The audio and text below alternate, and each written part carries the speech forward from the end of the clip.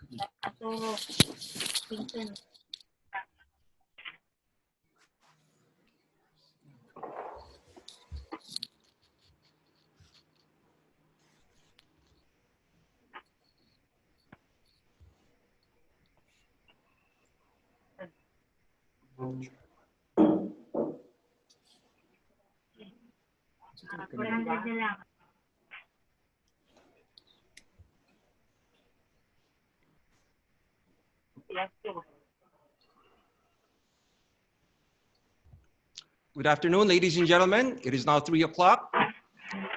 We officially start our webinar. Welcome to the second public webinar hosted by the Chinese-Filipino Business Club. My name is Reggie Yu, Li Shangqiang, and I shall be your host for this afternoon session. The Chinese-Filipino Business Club, or Feihua Gongshang Zhonghui, is one of the most prominent non-profit business organizations within the Chinese-Filipino community.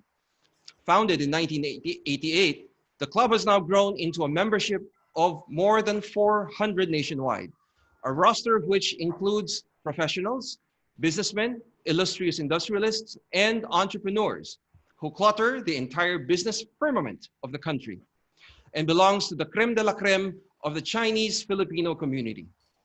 The club's aim is to provide opportunities for growth in the business sector with a goal of bringing prosperity to the national economy. Now, part of its mandate is to provide avenues for invaluable exchanges through an earnest discussion of various matters of interest to its members. The banking and the finance industry is one of them. Now, the late 35th US President John F. Kennedy once said that in the Chinese language, the word crisis is composed of two characters, one representing danger and the other one opportunity. Indeed, the most critical foundation of an economy alongside government is the banking system. Businesses and consumers need banks, and banks need their business and consumer clients to make profits. Now, certainly the early part of this year was a time when most banks were already embarking on digital strategies, at least in varying degrees. Then the COVID-19 pandemic struck, and suddenly everything was upended. In a very real sense, the world has entered uncharted territory. Now, recovery from the global pandemic, to be sure, will definitely happen. But there is much discussion and speculation about the pace of revival and what the so-called new normal will look like. With that in mind, which banks are best placed to move ahead after the current crisis? Now, today's webinar shall aim to address these questions. For this reason, we are extremely honored to have with us two of the country's most dynamic banking executives, Mr. Rolando Avante, President of the Philippine Business Bank, and Mr. Manuel Gomez, Vice Chairman and President of the Asia United Bank, who shall talk about banking and finance, transitioning to the new norm. They shall be properly introduced later on in the program. Now, given the extensive and impressive resumes of our two speakers for this afternoon, not to mention the fact that I personally know the owners of the banks they represent, to have the keen acuity to invite only the best executives in the industry to run their respective enterprises, I am absolutely certain that this will be a very productive afternoon of learning for all of us. So sit back and relax as we proceed with today's program. Now, finally, some reminders before we proceed on webinar etiquette.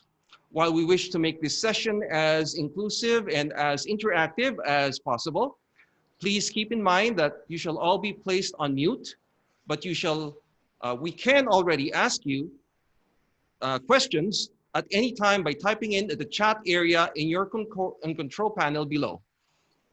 Now, without further ado, let us all officially begin our program as I call on CFBCI's Vice President, Mr. Samuel Li Ui, 副理事长 Huang Su-wei 先生, to give a brief introduction about the Chinese Filipino Business Club.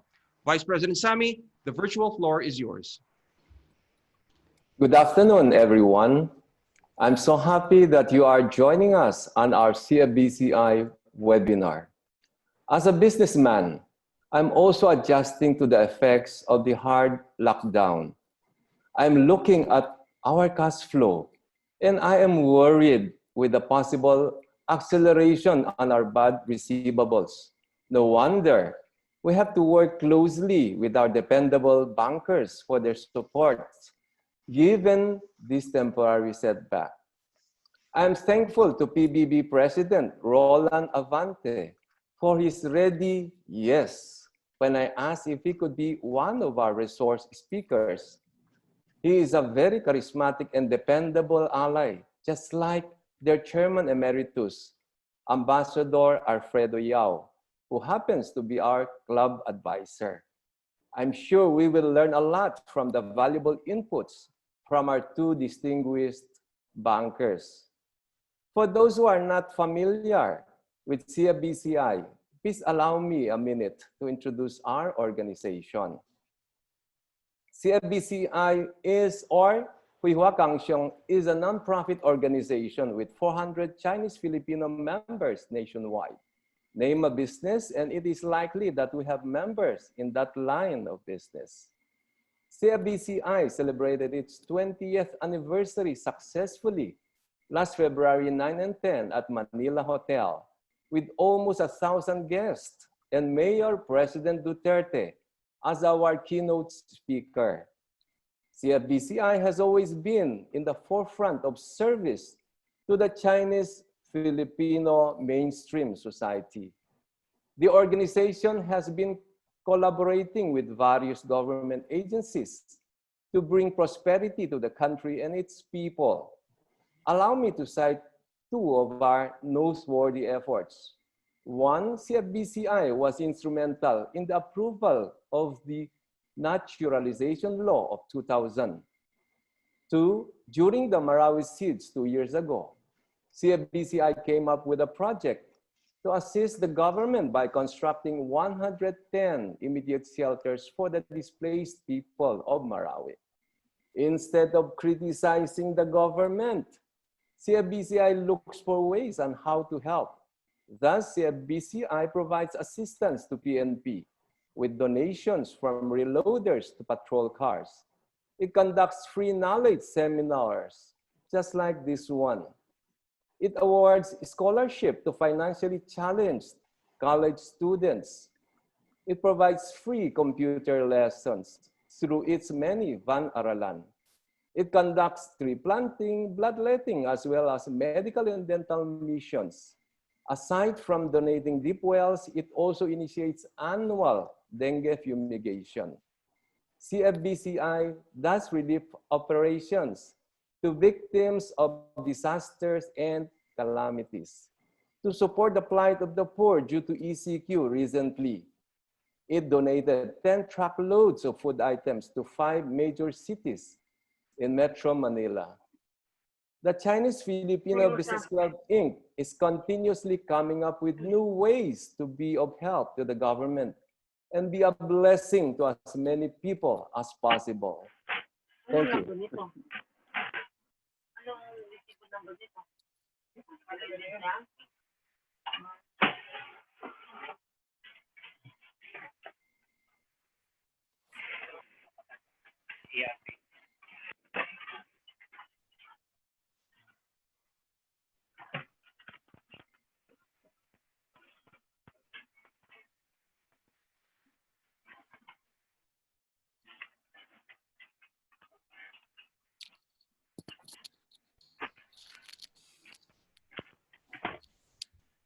All right. So thank you very much, Hu Sitio, Vice President Samu Uy, for that very informative introduction about the Chinese Filipino Business Club. Now, for those of you who wish to join this prestigious organization, contact details shall be flashed at the end of this webinar. Now, at this juncture, ladies and gentlemen, may we now hear from our esteemed president of the Chinese Filipino Business Club, no less than the eminent Mr. Alejandro Ko, 理事长徐长安先生, as he renders his welcome message to us all.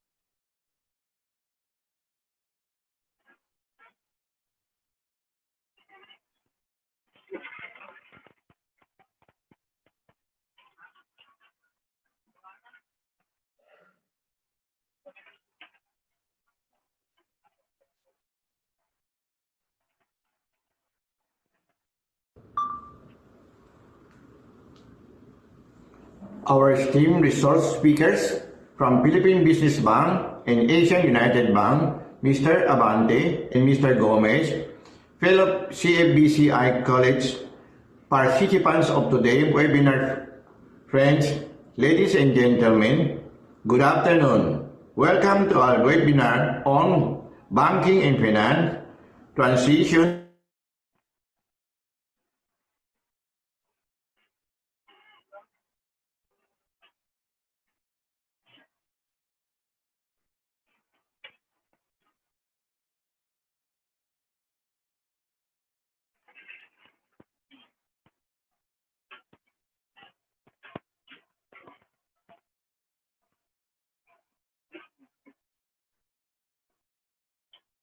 During this pandemic time, we continue our advocacy through webinar to keep pace with the present situation.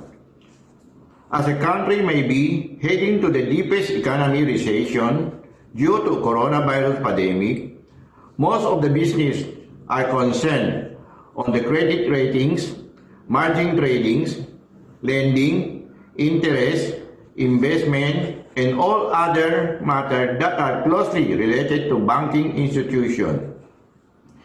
It is great honor for us to have two of the highly respected executives in the banking industry to share with us some valuable information about banking under the new normal.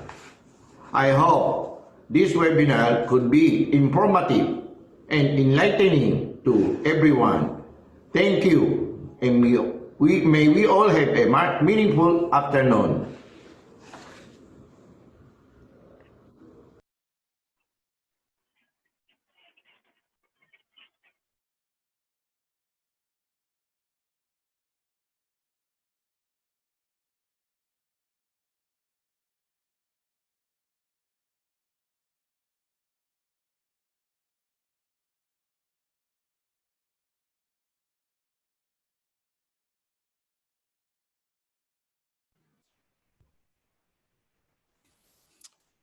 Thank you very much, President Alejandro Ko, for your inspiring message. I am sure that under your leadership, you will be able to steer the Chinese Filipino Business Club out of this crisis and bring our organization to even greater heights. Now, we come to the highlight of this afternoon's affair, Now, to have the honor of formally introducing our first esteemed guest speaker for this afternoon, may I now pass the virtual floor to CFBCI's Vice President, Mr. Gerald Chan, 副理事长曾国强先生. You have the virtual floor. Good afternoon, everyone. I would like to introduce our first resource speaker. He is the Vice Chairman and President of Philippine Business Bank, a 3-decade banking industry veteran. He has an extensive amount of experience in the treasury markets, headed the raising of equity capital for Philippine Business Bank. Because of his strong background in treasury management, hard work, and relentless drive to push the company forward, PBB has become the largest, fast-growing, and most respected standalone savings bank in the Philippines. Let's all welcome the Vice Chairman and President of Philippine Business Bank, Mr. Rolando Abante. Good afternoon. Thank you for that very inspiring introduction. It is an honor for me to be invited to share my experiences with this crisis that we are undergoing. First of all, I would like to thank the leadership of President Alejandro Ko, Chinese Filipino Business Club, Inc. And then to Sammy. Sammy, thank you. Sammy has been a long-time friend and client of the bank. And as soon as he informed me about the invitation, I think I did not hesitate to say, yes, I'm willing to share my experience, and that's why I am here. To the officers, staff, members, and friends, I would like to welcome you to this afternoon as I share with you the experiences that we have for the last 4 months since this pandemic has started. Pandemic is a risk management term that we have been encountering a few years ago. We have been preparing for something of this sort, and I even asked my my risk manager, I think 2 months before it started, are we prepared? Lo and behold, you can never be prepared for something that you have never experienced. I don't think there is somebody in the membership or in the viewership today that can say that he has experienced something of this sort in his lifetime. The last pandemic that occurred was in 1918. So that's 100 years ago, and then I think the impact that it created was so huge that there were millions and millions of people that have passed away. This virus, which we have called COVID-19, has obviously impacted the business environment. We have been hearing about the impact of economic lockdowns. We have heard about people talking about infection. Every day, a lot of people are monitoring how many people got infected recently. And more, we hear of friends, relatives, people that we are working with being casualties of this pandemic. One realization that I have experienced is banking is very essential during a crisis of this nature. And we have seen how each and every bank has reacted differently to the situation that we are facing. If there is one common thing that has happened is that risk aversion is very high for the simple reason that we all know we do not have a timing of when this crisis will end.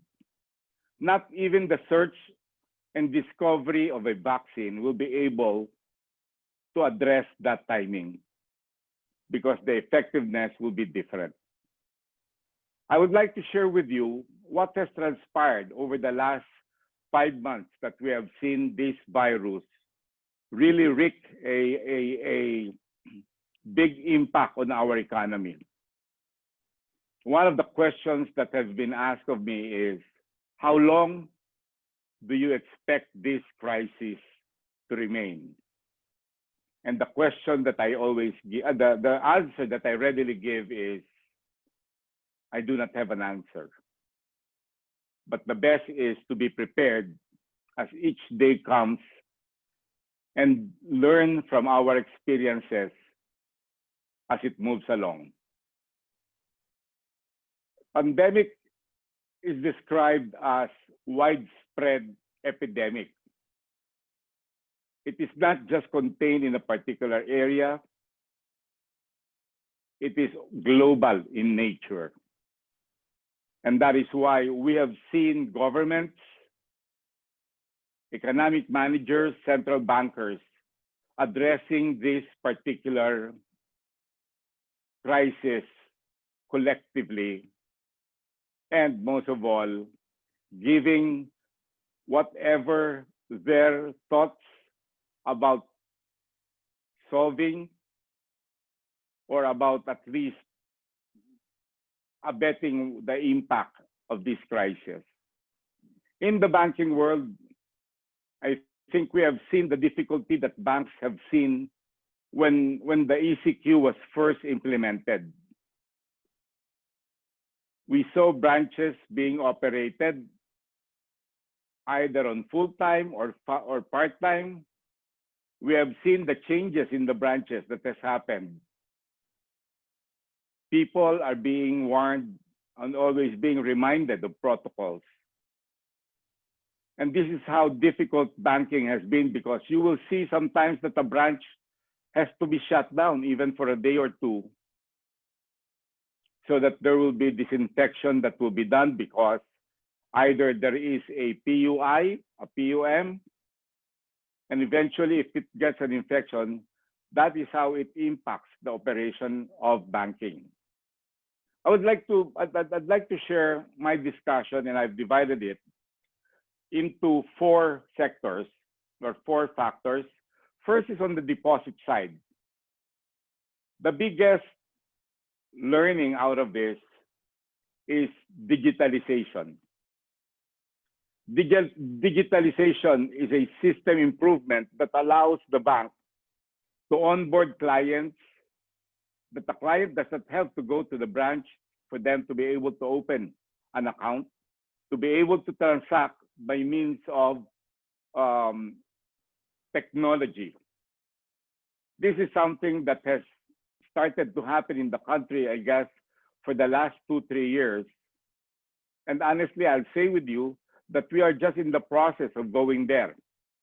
PBB is embarking on a 500 million system enhancement that will improve our corporate banking system, which will enable us to onboard products and services such as digitalization, widen e-banking, e-commerce, so that clients don't need to go to the physical branch to be able to avail of our products and services. Another thing that has been happening is network banking. Network banking is where a bank touches base with other merchants, even other banks, other services that are being offered, buy-in centers, so that it gives a lot of ease for our clients to be able to pay bills, have lesser contact with people, and then be able to do all of these transactions at the comforts of their home. More and more, we will see banks spending more resources, more money to put up with fintech products. That is to be able to really address issues of the risk of infection, people having less mobility, but highly efficient transactions. We get offers, services. Almost every day there is somebody offering a fintech product to a bank for the simple reason that this is necessary. Our decision to put up a corporate, a core banking system is very essential to the further growth of the bank, but most of all in delivering service to our clients. One of the an apology that I'd like to give, maybe to Sammy, being a client here, is the core banking system is delayed because of the pandemic. We were supposed to be implementing it already at this particular time, but we are going to be delayed by around 3 to 6 months.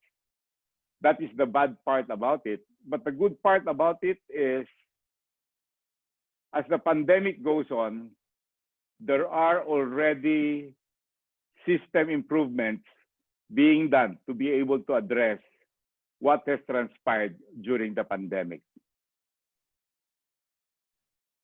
On the loan side, I think this is one of the things which will be more important for the businesses. Philippine Business Bank has continued to lend even during the start of the pandemic. We know that the bank is a crucial part to help businessmen get over the impact of the crisis. The biggest concern that everybody has when this started was liquidity. Either you don't have real cash. That's why on the first week of the pandemic, cash was running out. Or we were asking BSP if we can get more cash to be able to service the requirement of clients. The second thing that we noticed was clients was very worried if they can borrow. There were rumors circulating that there are banks who stopped lending. I guess that reaction was more of to be able to stabilize the liquidity. And no less than the Bangko Sentral ng Pilipinas, the BSP was very good enough to be able to institute initiatives, banking policies were relaxed so that these particular issues will be addressed. Overnight rates was cut. BSP infused liquidity in the market by buying bonds. And they also did some reserve requirement cuts along the way. Most central bankers are key to be able to normalize or come close to bring it to normal in the next few months and even years. We have seen how the Fed has involved itself and all the other central banks from the Euro area, from Asia. Almost all central banks are very much involved in the day-to-day monetary policies that are being implemented. Loans will be a key on how to get back the economy. It will be a key because businessmen will be facing problems of replenishing inventory, buying machineries, and accommodating customer requests to delay payments. We have seen the Bayanihan Act, which was initiated. We all know that this is a challenge, not only for the businessman, but also for the banks, as we try to be able to balance this out in the coming months. I think one of the key things that we have to understand is banks will be more careful in lending. But it does not take away the fact that we would like to lend because we have liquidity. One of the key things that I'd like to share is when there is a crisis of this magnitude, everything is back to basic. We have to go back on how banking started, on how relationships started. And that is very important because there is a tendency in the banking world of late that it is a borrower's market, that you can dictate on the banks and the banks will readily agree because they need to lend. This pandemic changes that environment, and we are back, as I've said, wherein the lender will be very careful in addressing clients. But don't be mistaken, banks will be ready to lend, and we have the liquidity to do it. It is just being able to start your relationship with your banks and doing it in the right way. One of the terms that we usually use or get to find out on some clients is, why is it that when they borrow from us, but when they deposit their money with another bank? The reality that is being set for today is to be able to have a better credit relationship with your clients, with your banks, as I've said. It is important that you reciprocate as well, because that is one way for the bank to know how your business is thriving at this time when everything is almost unpredictable. The deposit that you will give gives us an idea of how strong your cash flow is. It also gives us an idea of what are your funding needs, so that we will be able to give you the amount that you need, and at the same time, the length of time that you need the money. One of the experiences that I've seen during the last 5 months on the lending side is, some clients will say, we don't want to pay yet because we fear that you might not lend us again.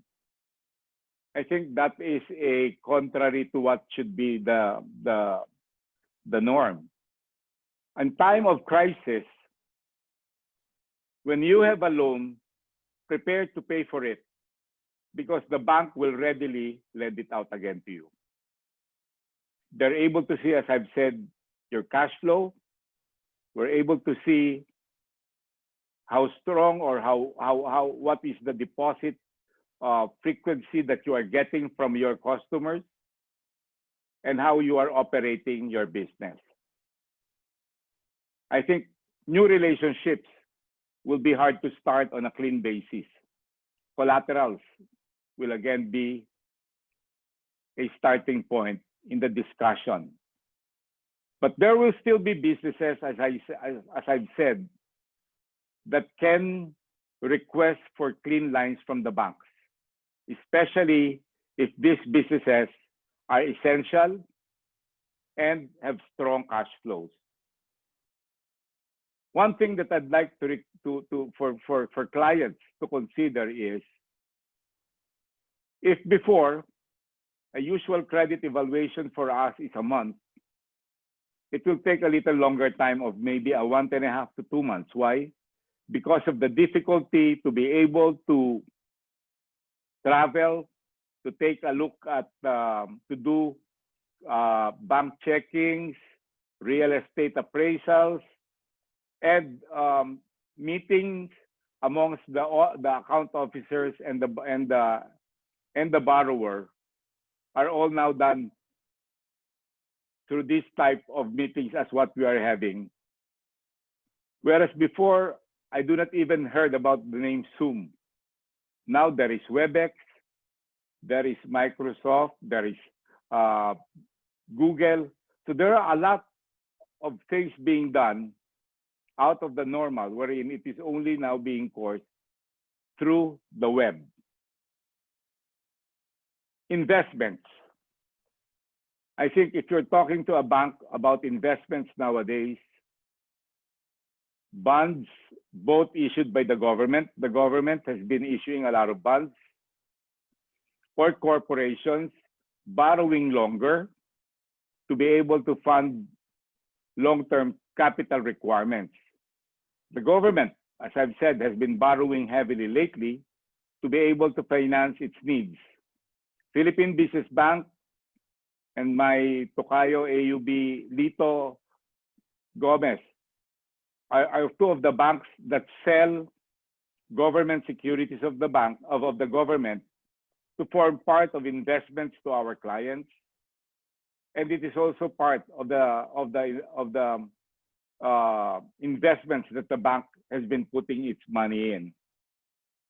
Interest rates on these notes, on these investments, have gone low. We're now seeing rates at its all-time low, and we expect this to at least remain for the next 2 years to 3 years. We will also see banks starting to borrow long-term issuances, bonds for that matter, notes or bonds, to be able to also stock up on our funding, the loans that we are also granting on a longer term basis. As usual, trust products, mutual funds will be there. But I think I can tell it to you straight that in my experience, being in Treasury for 30 years, I've never seen interest rates at this lowest. Lastly, my post-COVID realization: banking is essential. It is important to the economy that banks were given at once one of those, as we call it, IATF IDs, to be able to go out, perform our duty, and help serve our depositors and borrowers. We have seen also at this part that the need for physical branches is becoming to be less and less important. Maybe for banks that have a branch network of 160, we have to add some more branches because those will be in the areas that economy is growing. Clients are starting to go there and start their business, that they need the support from us. But at the end of the day, we will see more and more banks rationalizing branches.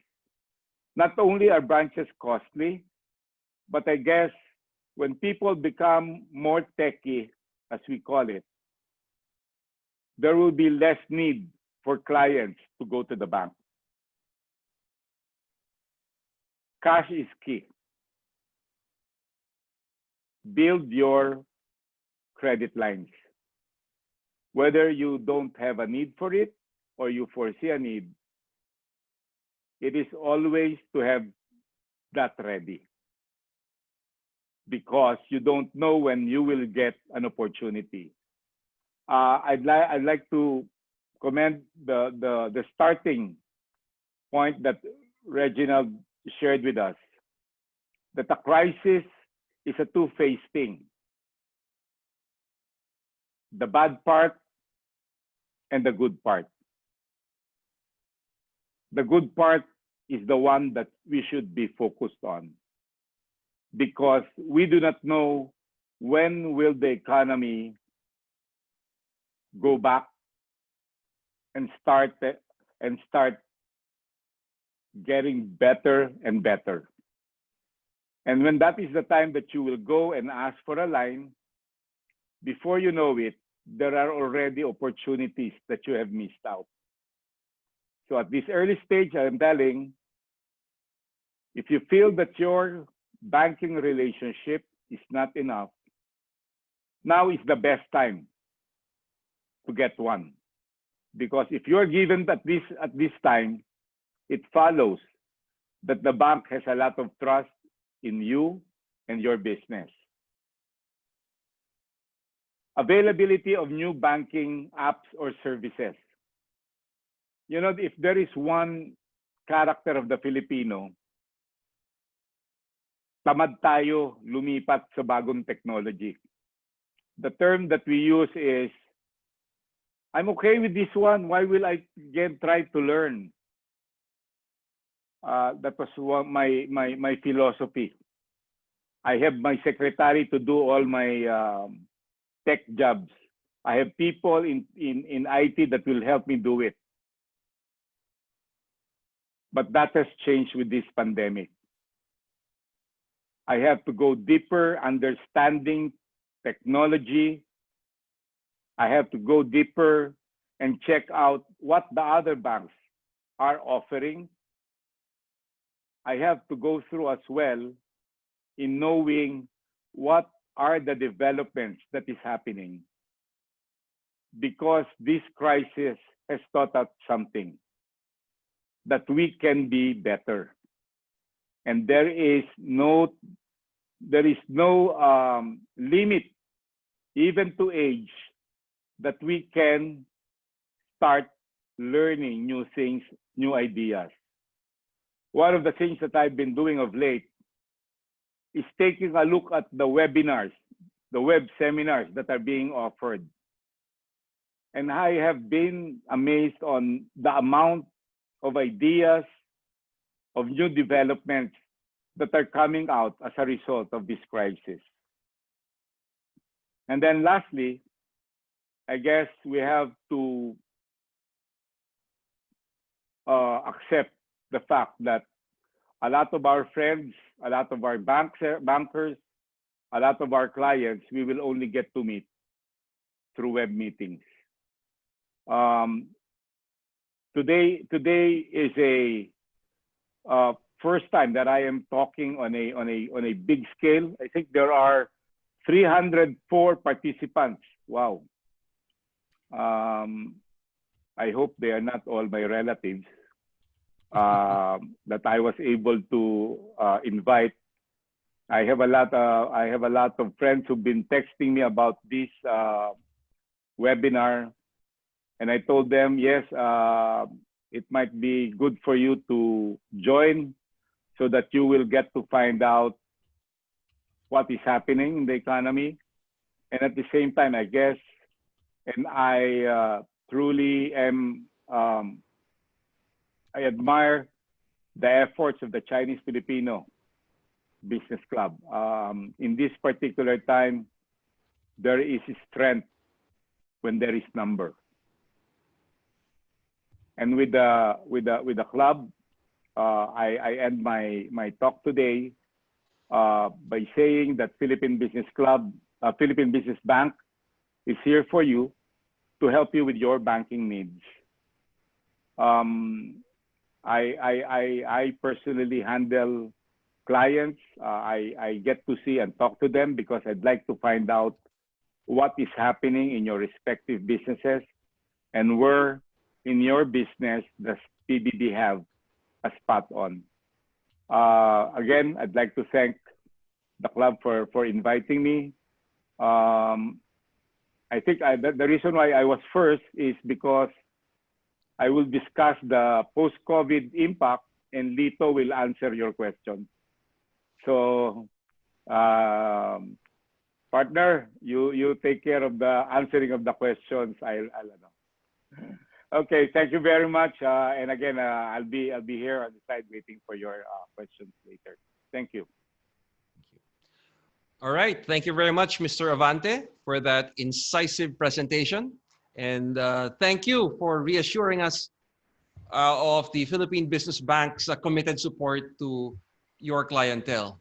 Now, we all have our post-COVID epiphanies, but yours, I guess, is the most pragmatic, especially during these critical times. No?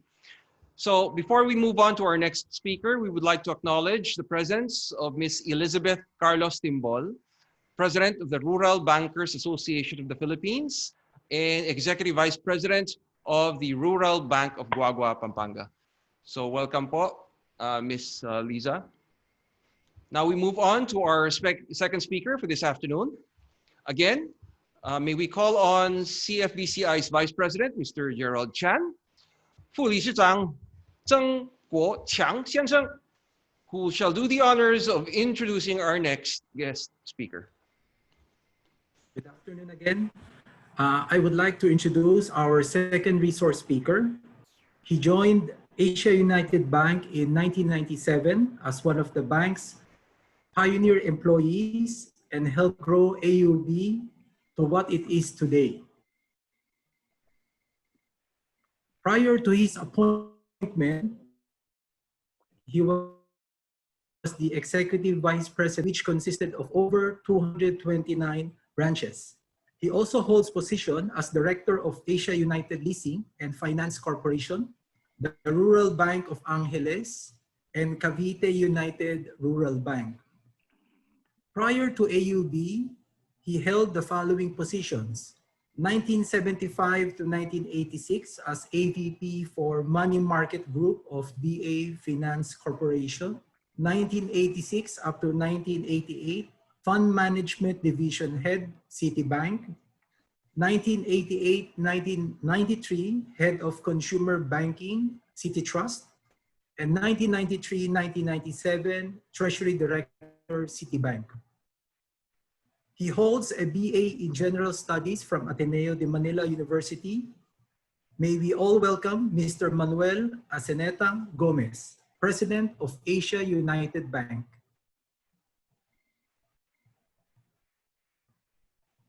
Magandang hapon po sa inyong lahat. To the officers of the Chinese-Filipino Business Club headed by President Alejandro Ko, Vice President Samuel Uy, Vice President Charles Chan, and to all the members, marami pong salamat sa inyong imbitasyon sa akin makibahagi sa inyo ngayon hapon sa usapin banking and finance, transitioning to the new normal. Nagagalak din po ako makasamang muli ang aking kaibigan na si Mr. Roland Abante. Kami po ay magkasama sa Citi Trust noon. 30 taon na po ang nakakaraan.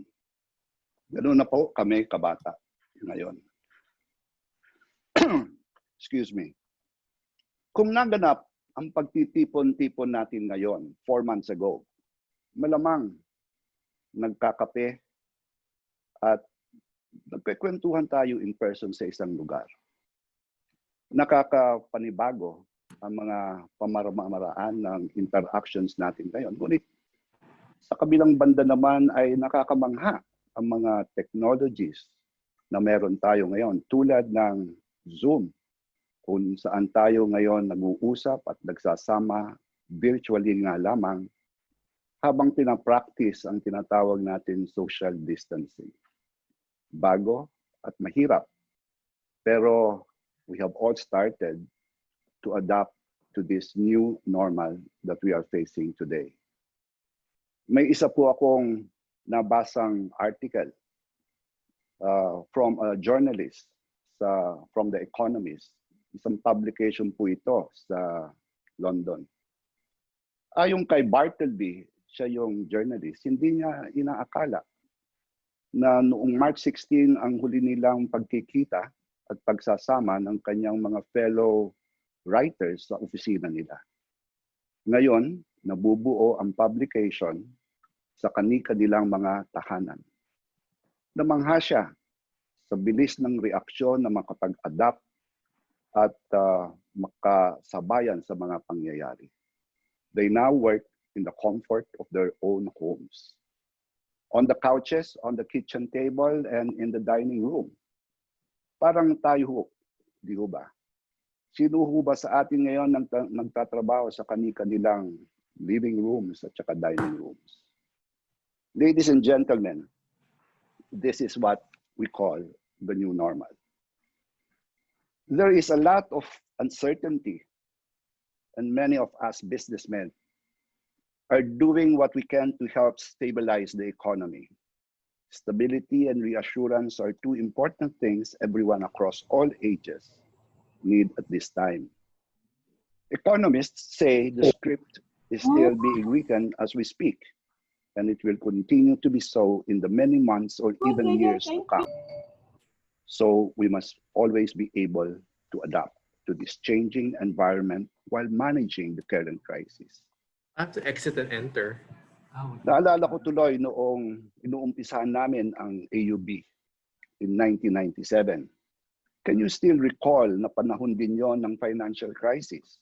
Hindi lamang dito sa atin pero maging sa iba pang panig ng mundo. Ang BSP noong panahon yaon ay nagkaroon ng mga liberalization initiatives na nagbigay daan para makapagbukas ng mga bangko. 10 yata kaming local banks na nag-apply at nagbukas. Out of those 10 local banks sa batch namin, tayo na lamang at ang kasama natin ngayon na si PBB ang natira. We were then and up to now led by a highly experienced management team with proven track records that help us build, establish, and sustain a solid customer base of small to medium enterprises and corporations, as well as a growing retail clientele.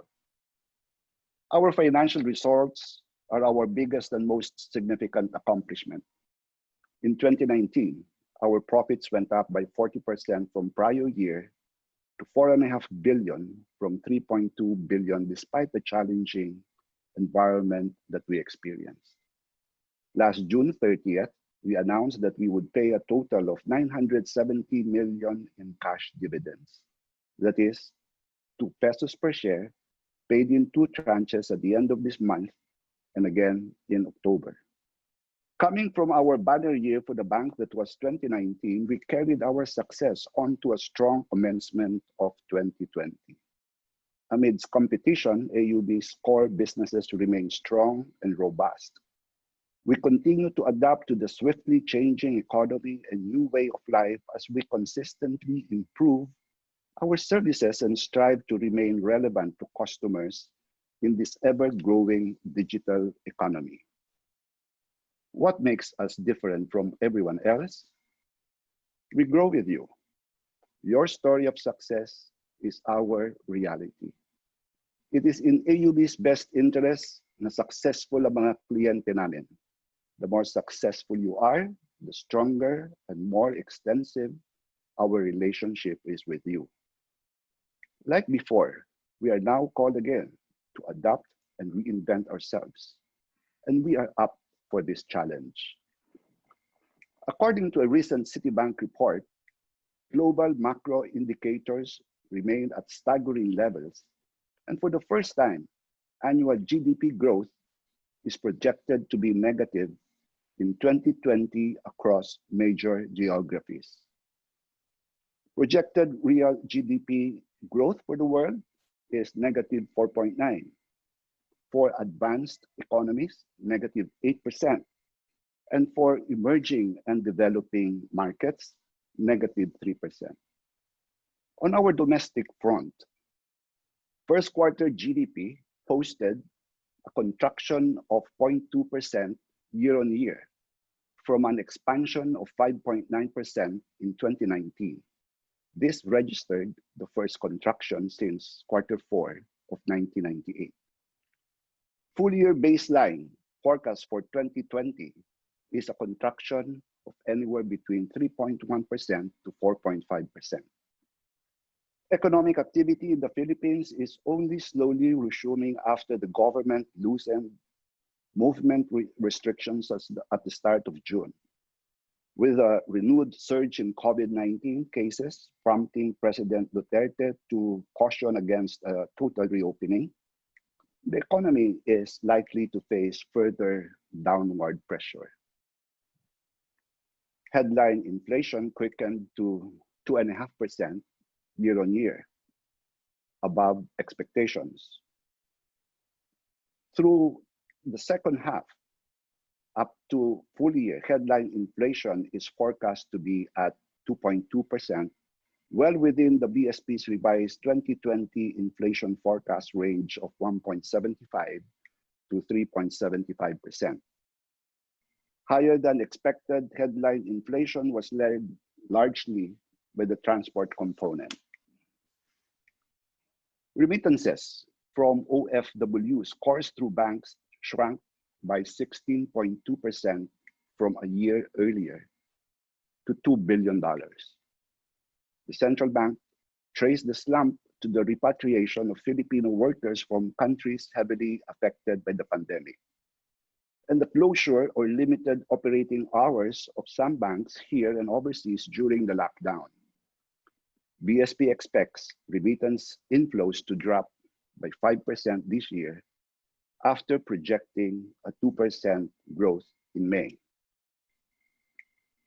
Unemployment rate rose to 17.7%, accounting to 7.3 million unemployed Filipinos in the labor force in April 2020, higher than the 5.1% rate recorded in 2019. Though no one could have prepared for this pandemic, AUB is poised to meet it head-on because of three things. Number one, our strong performance in prior years, our people, and our strength in technology. Our people will help us weather this storm. Thus, our first and foremost priority in this pandemic was everyone's well-being for both our employees and our customers. That everyone in all our AUB offices nationwide was safe was already a big win for us. We immediately implemented our health declaration form process for both our employees and customers. Employees in our NCR who physically report to work also undergo rapid testing every 2 to 3 weeks, and half of our workforce is working from home with a significant increase in productivity. Working remotely did not stop our AU bankers from being creative in connecting with our customers.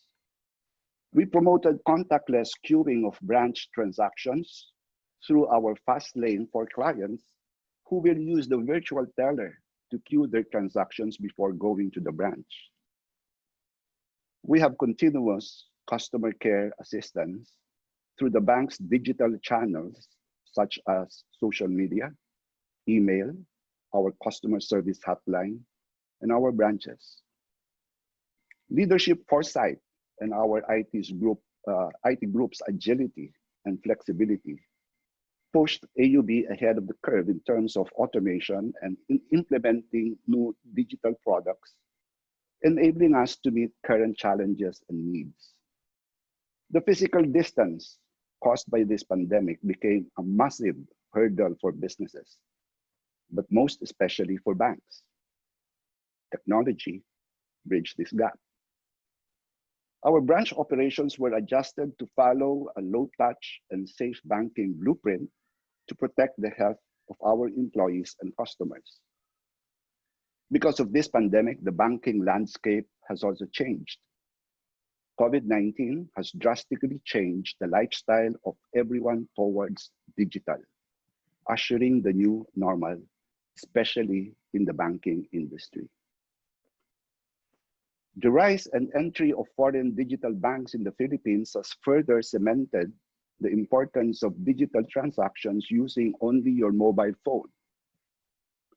For the country's universal and commercial banks, the implementation of ECQ in March 2020 has brought the shift of consumers from traditional banking to digital banking. Here are some insights that show this change.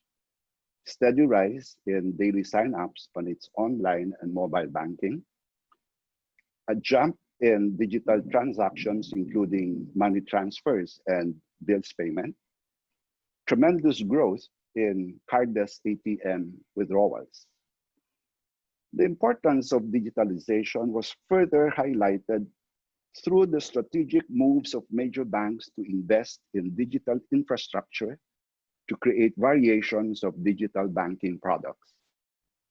The digital banking trends in the industry has brought the importance of traditional banks collaborating with fintech companies to combine assets and best practices that each can bring to the table. Sa mga susunod na slides po, may mapapansin kayong QR codes. Hinihikayat ko po kayong i-scan these QR codes on your screen to learn more about our products and services.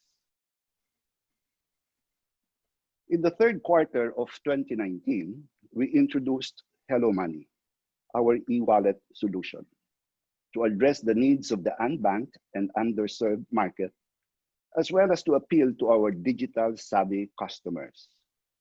We made it possible for the regular Filipino to manage and secure his finances through the Hello Money mobile app. Transacting with AUB became easier, more convenient, and more accessible. We saw a growth in registration and usage in the recent months because it empowered customers to continue banking with us in this new environment. We even have corporate clients who gladly shifted their payroll accounts to Hello Money, where they now enjoy more mobile services such as peer-to-peer or P2P fund transfer. Fund transfer to any bank account using InstaPay for real-time crediting, buying prepaid mobile load, pera padala, bills payment, and transact in over 200,000 BancNet POS terminals and 20,000 ATMs nationwide, and the scan to pay via QR code. Isa rin po ang AUB sa mga unang nag-comply sa National Quick Response or QR Interoperability Initiative ng Bangko Sentral. The National QR Interoperability enables interbank fund transfer via the use of national standardized QR code. This system has enabled individuals to transfer funds digitally across different selected participating banks. This technology has supported different initiatives for digitalization, especially cashless payments. For now, it is only available on a person-to-person transaction, but soon person-to-merchant transactions will be activated. AUB was among the first banks that launched its online banking facility and its own mobile app. Both platforms allow safe and secure digital transactions, enabling account holders to perform basic account management, fund transfers, bills payment, and other unique features such as the virtual teller, foreign exchange, and PDC management. We also recently relaunched our virtual teller to reduce the transaction time in our branches. Gusto ko lang din po i-share sa inyo na ang AUB po ang nagsimula ng virtual tellering. Nag-umpisa po ito sa machines na sinlaki ng washing machines sa branches para maipila nyo po ang inyong mga transactions sa aming mga tellers nang hindi na kinakailangan magsulat ng deposit or withdrawal slips. Ngayon po ay nasa iPad na rin na makikita ninyo sa branches. Nasa mobile app din po ito. Alam niyo po ba na pwede ninyong ipila ang inyong transaction kahit nasa bahay pa kayo gamit lang ang virtual teller sa inyong phone? At pwede din kayong gumawa pa ng ibang mga transactions gamit din ang mobile app.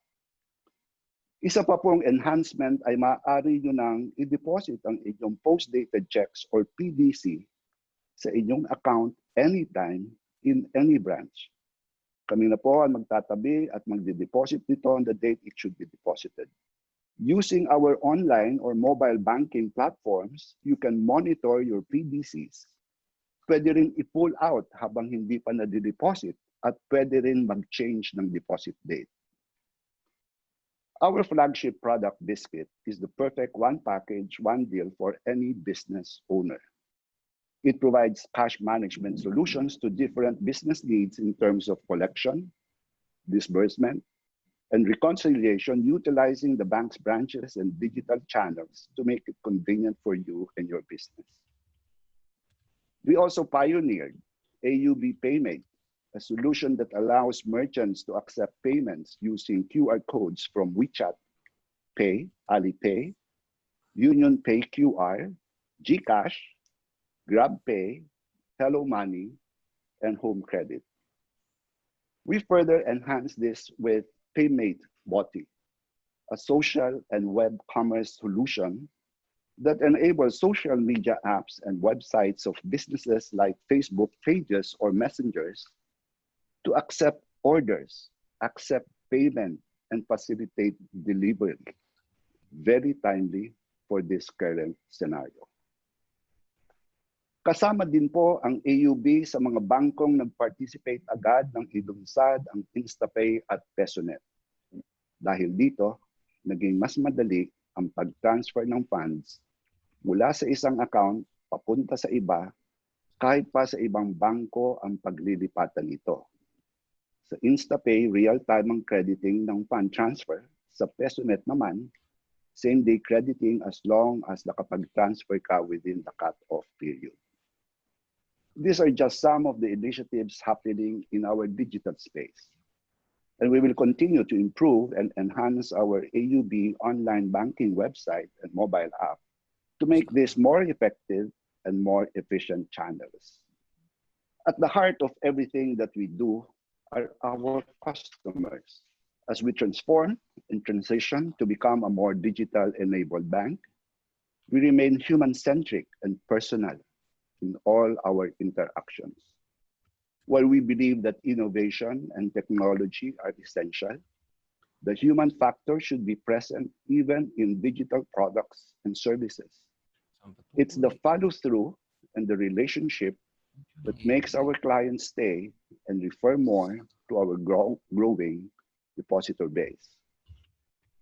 Even if you are facing this crisis, the government's proactive monetary policies and fiscal stimulus towards creating demand to keep the wheels of our economy running, coupled with strong earnings of banks in prior years, leading to their stronger capitalization, all enable the banking industry to remain resilient. These realities are now apparent to us. Technology has redefined customer preferences. Banks have committed to further digitalization because of BSP's push for banks to embrace and innovate further. Credit costs will go up and banks will have to cut costs to save for technology enhancements to prepare for the future. It is too early to determine the severity of the effects of this crisis, but banks are well positioned to address the crisis, enabling it to withstand the significant stress.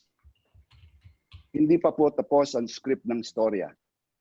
Hindi pa natin malalaman ano ang kalalabasan ng kwentong ito. Pero isa lamang ang sigurado, ito ay panahon ng maraming pagbabago.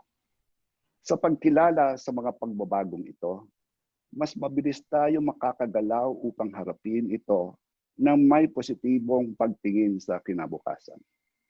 Ang mga business leaders na katulad ninyo ay nasa tamang posisyon para harapin ang mga pagbabagong darating. To quote our chairman, Mr. Abraham Ko, quote, "We have to be prepared for the things we can't see," unquote. For AUB, preparing for it means riding out the current crisis by keeping a healthy balance sheet, staying liquid, prioritizing, and proactively managing the deployment of both financial and non-financial resources to effectively manage the attendant market and credit risks. There's a Chinese proverb that says, when the winds of change blow, some people build walls and others build windmills. We will endeavor to build both. AUB will always strive for stability, but also lead the way on banking innovation. We began 2020 with an event that shook the world, but AUB is no stranger to crisis. After all, AUB opened in the midst of one in 1997. We prevailed since then, and we will do so now. We appreciate your continued trust, and with AUB's progress, we look forward to our continued transformation through 2020. With AUB, your future is our commitment. Maraming salamat po. Okay, maraming salamat po Ginoong Manuel Gomez sa inyong pagbalangkas ng makahulugang pagpapaliwanag ng inyong mga hakbang upang pagtagumpayan natin lahat ang krisis na dulot ng pandemyang ito. No? Natitiyak ko na mapapahalagahan ng ating mga tagapakinig ang inyong mga bagong programa kung saan patuloy ang magandang serbisyo ng AUB sa harap ng daluyong dulot ng krisis na ito. So I'm sure many of us now would have a better appreciation of our two gentlemen's efforts in helping businesses pivot from the effects of this pandemic. So while profits are going to be negatively affected, that's for sure. No, we do not deny that. Banks' credit costs have historically been the lowest in Asia, benefiting from healthy economic conditions. Now, government support will still remain strong with emphasis on prioritizing systemic stability and support for rated banks when needed. No? So at this juncture, let us now proceed with the Q&A portion. I am sure that many of you have burning questions for our two gentlemen, and they have, of course, generously accepted our invitation to entertain your inquiries despite their very, very busy schedules. So for those of you who wish to ask questions, again, may I remind you to please do so through our chat button located at the bottom of your Zoom panel. Now, the host, we shall try to screen the questions to make sure that there will be no redundancy as we expedite the process of the Q&A. All right? So now we shall try our very best to have all your questions asked. That said, our guest speakers have promised to answer all your inquiries as expeditiously and as satisfactorily as possible. All right? So for the first question, it's now directed towards Mr. Avante. Mr. Avante, sir, Yes. the COVID-19 pandemic could be the most serious challenge to financial institutions in nearly a century. As you indicated earlier, more than 100 years ago, we had the Spanish flu. As the economic fallout spreads, retail banks actually find themselves juggling some big priorities that require concrete steps to reposition now while also calibrating for the future. Now, speaking from a depositor's standpoint, how safe really is online banking? I understand that you have briefly discussed this in your presentation, but for the sake of the listeners who are just tuning in, what are the precautionary measures being undertaken by your bank to safeguard the interest of your depositors? The secret to security is the firewall that is built by the bank so that hackers will not be able to access.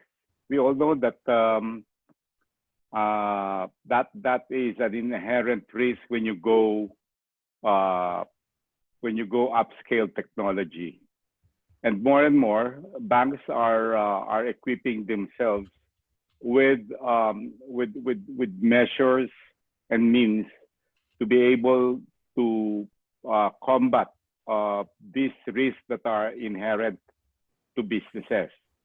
In fact, in Manila, here in the Philippines, there are already alliances that are being created amongst banks to be able to lay off part of the cost of being able to build a cyber security for the banks.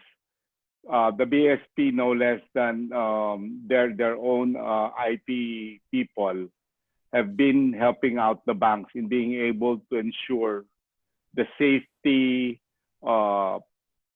carrying out of transactions for clients. Obviously, as development moves on, we all know that that cybercrime is also moving, if not as fast, sometimes maybe faster. But with the current systems being, and the security being involved, we're very confident that the banks are well positioned for that one. Okay, thank you very much, Mr. Vante. Ito pong susunod na tanong ay para po kay Ginoong Gomez. Sir, the COVID pandemic has certainly put the banking industry to the test. With 5 months of limited operations of many businesses, just how far can Philippine Business Bank extend assistance aside from the government-mandated interest penalties and adjustments to the affected establishments? No, some are. I heard that some are actually having a very difficult time to recover after GCQ has been announced.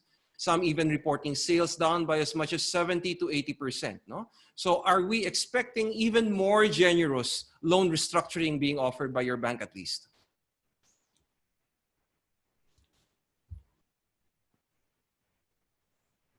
Sir, you're on mute.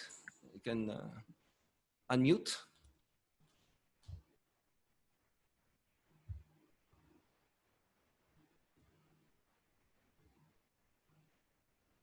I'm sorry for that.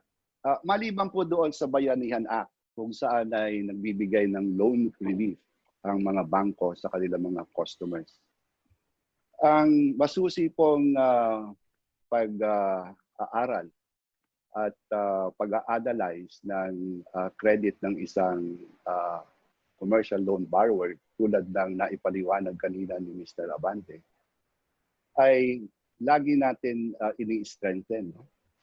And ito ay nakapagbibigay sa atin ng kaalaman to see whether the business is only experiencing temporary liquidity setback. And as far as the banks are concerned, if you are a client of ours for a long time, we should know your business model. We should know your clients. We should know your suppliers. And all of these things play out into our being able to make a credit decision, whether to either restructure your loan or even extend more loans in order to tide you over. Yeah. Okay. So maraming salamat po sa inyong paliwanag, Ginoong Gomez. Okay, Mr. Avante, while the banks are doing their share in helping retail-based clients, as seen from your two presentations, what exactly is the Bangko Sentral ng Pilipinas doing to help alleviate the banks? No? So like, what support packages have they offered to assist banks during this pandemic? Okay, the Bangko Sentral ng Pilipinas has initiated first a cut in reserve requirement rates.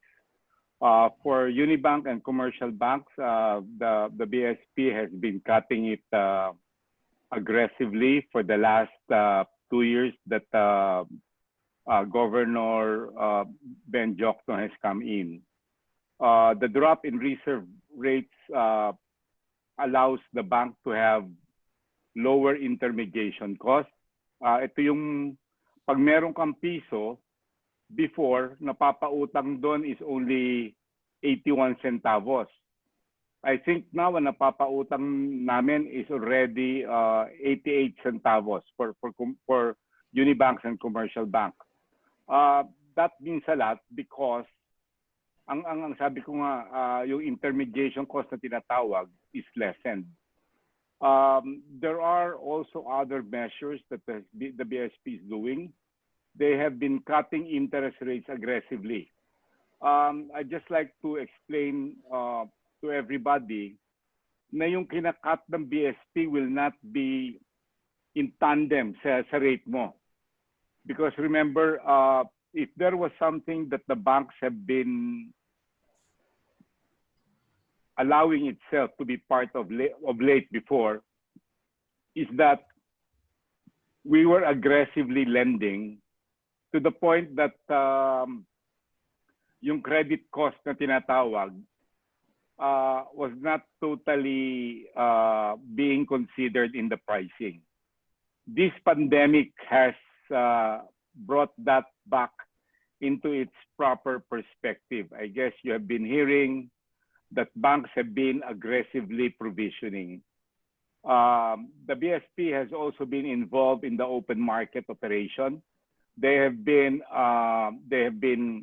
buying securities from the market when the market was having artificial tightness.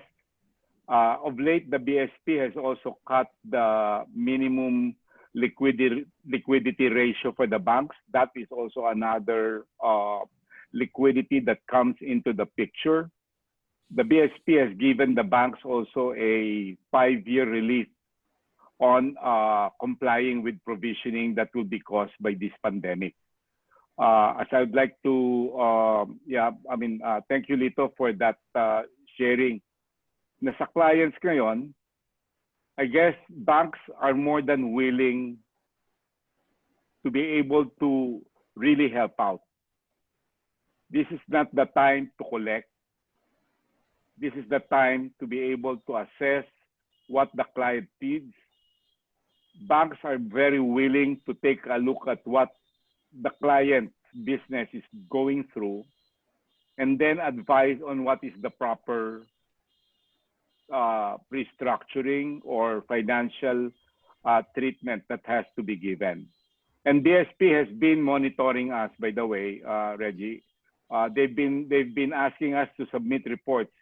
Almost every day, the number of reports that we've been doing is a lot because the BSP wants to see how the banks are able to cope with the needs of the market. And I think one more thing that I'd like to commend the BSP about is they've been very active in talking to the banking CEOs, asking us for our comments and suggestions on what are the things needed for the economy and the market to adjust to this crisis that we are facing. Okay, thank you very much for those very reassuring words, Mr. Avante. I wish I can say the same for my credit card company. So, in order to generate sales under the new normal business operations, the use of contactless payments is now more pronounced and is being accelerated here, as the two gentlemen have indicated earlier.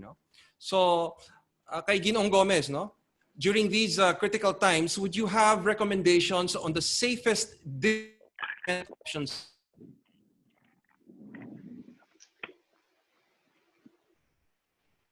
And how are banks responding to these new payment habits by consumers?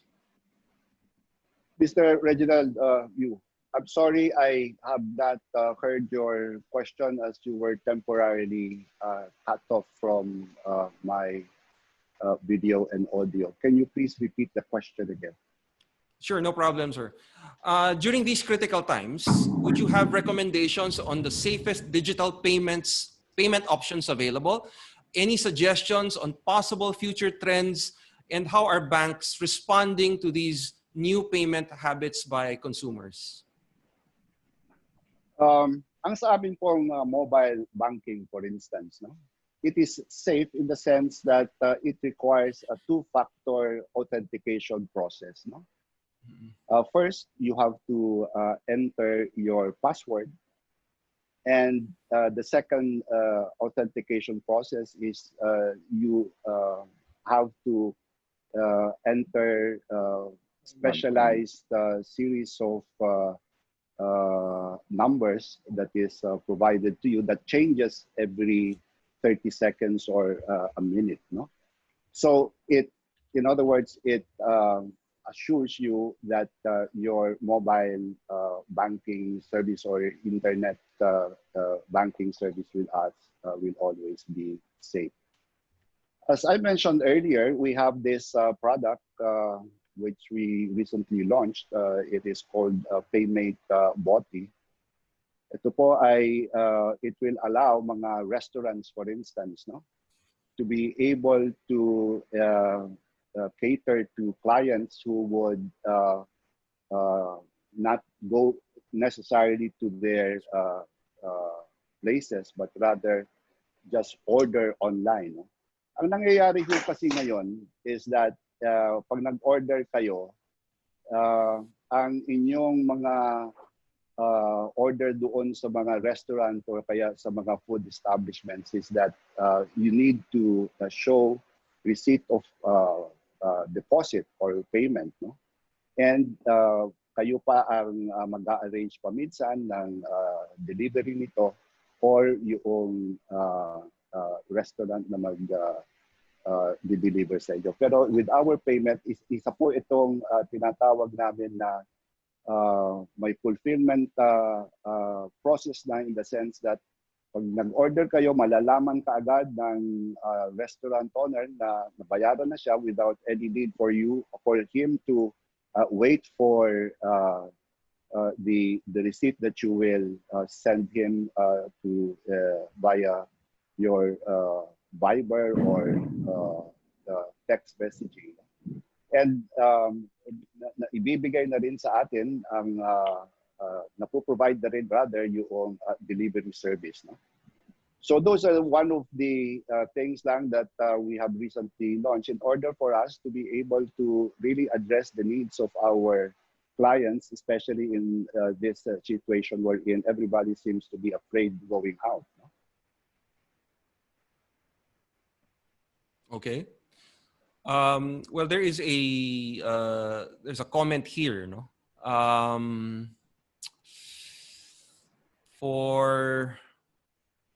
Well, basically, the interest yata, no? I mean, there is the digital transaction fees for banks, no? For now is free, I would presume. Yes. Okay, yes, so free. some of our listeners here hope it remains free even after the pandemic. Okay, and okay. There a question here for Mr. Avante. No, so although banks haven't had to close all their branches given the essential nature of their services, no, bank operations have nonetheless felt the impact of the pandemic. No, Mr. Avante, you mentioned in your talk earlier that branches are becoming less and less important. No? That said, how do you see the landscape for branches? Will the pandemic change the shape of bank branch networks? Yes, it will be greatly affected because the cost to operate one branch ranges between 5 to 7 million. Depends especially on the rent, the number of people. This pandemic has shown to us also that you can bank without going to a branch. I think one of the key things that will be crucial as well to branching is connectivity. How our communication will improve here in our country. We're one of the heaviest users in internet, Wi-Fi, and these are very crucial also to how operate. In fact, that's one of the limitations. I think Lito can also agree to this, that one of our key issues in banking is connectivity, having the lines available when you branch out. BSP's move is to be able to have financial inclusion.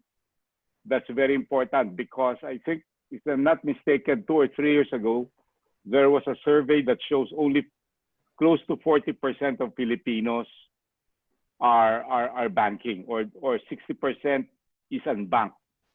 To us, Filipinos, commonly, we want to see that the bank has a branch because it talks about size. But I guess in the coming years brought about by the pandemic, there will be less need for physical branches. And as long as a bank is able to be connected, there is a network of establishments that can deliver the bank service, there will be less and less needs for the physical branch. Okay. Yeah, it's a very Kung may pwede lang akong idagdag doon. No? Before the coronavirus, it takes us an hour maybe to move from one place to the other, where the distance may only be about 2 kilometers or 3 kilometers. Mhm. And therefore, even if you have a car, if you go to Makati, for instance, and make a deposit in your bank, it would be very, very hard for you to do so. Not only because of the traffic and because of the parking space. That is why other banks, or some banks, and most banks, I would say now, have really advanced their efforts or initiatives towards digitization and online banking products. More and more, we would see this happening as the physical branches in terms of number will continue to also go down. Because Okay. it's going to be very expensive for you to be maintaining physical branches. And there are a lot of cheaper ways to render service and deliver it more efficiently to your customers. Yeah, I think I'll add one last thing, Reggie, to what Lito said. One of the key factors for the Philippines is because we are an archipelago. There are a lot of islands. So that is the challenge that banks like AUBI and BBB will have to overcome because of the nature of we're an archipelagic country. Yes, and another challenge probably would be the online infrastructure. We are still, I think, the banking industry is still coping with how to get its online infrastructure up to speed. You know? So, Yes. so if it were an archipelagic country, if we have a good infrastructure online, digital infrastructure, then distance would not be an issue. Yeah. Okay. So there Meron po is a tayong question nabasa, here. excuse me, Reginald, may nabasa po tayong balita 2 days ago where the ICT has proposed to go into this infrastructure development for our telecommunications. I think the government has really set aside a huge amount of funding for it to happen this time around. So that will improve our telecommunication facilities. No? National broadband, yeah. Okay, we're crossing our fingers on that, gentlemen. Okay, there is a question directed to both of you.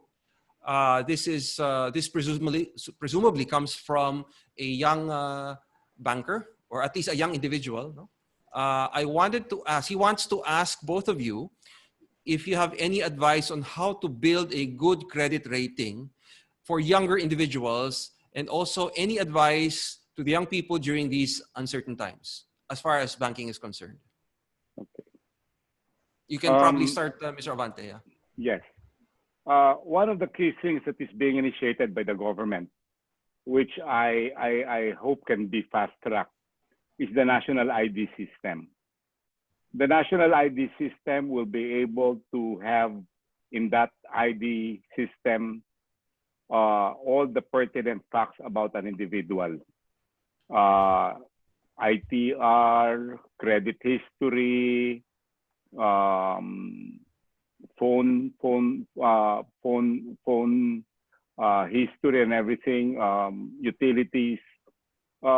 The national ID system for me will be a big factor in expanding credit for everybody. Sad to say, maybe a few years back or 10 years back, a lot of individuals have a poor regards for credit rating. But more and more, with these developments happening, then I think we will be able to see clients or individuals being able to access credit. There is also a initiative being done. The